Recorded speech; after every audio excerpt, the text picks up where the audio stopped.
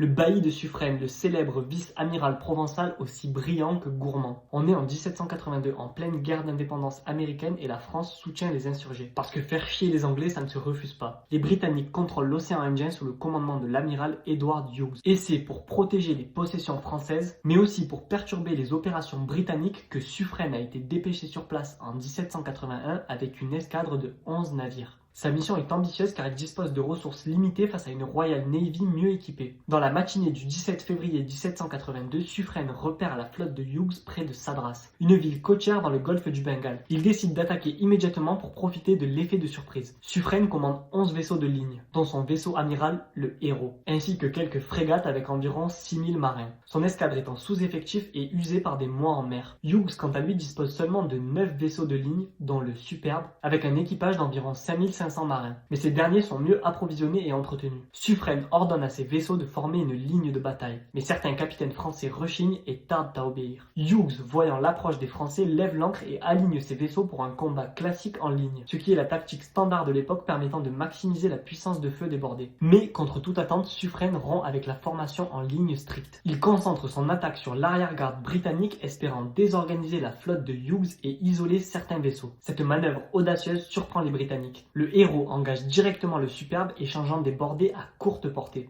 Les combats sont intenses avec des pertes lourdes des deux côtés. Suffren, fidèle à sa légende, reste sur le pont du Héros sous le feu ennemi. La bataille dure plusieurs heures et s'achève à la tombée de la nuit. Les Britanniques, bien que mieux équipés, sont désorganisés par l'agressivité de Suffren et commencent à se replier vers Madras pour éviter une déroute. Il n'y a pas de vainqueur décisif au sens classique car aucun vaisseau n'est capturé ou coulé. Cependant, Suffren revendique une victoire tactique car il force Hughes à se retirer, protégeant ainsi les intérêts français et alliés dans la région. Avec cette bataille, Suffren gagne un avantage psychologique sur ses adversaires qui, impressionnés par son audace, le surnomment Amiral Satan.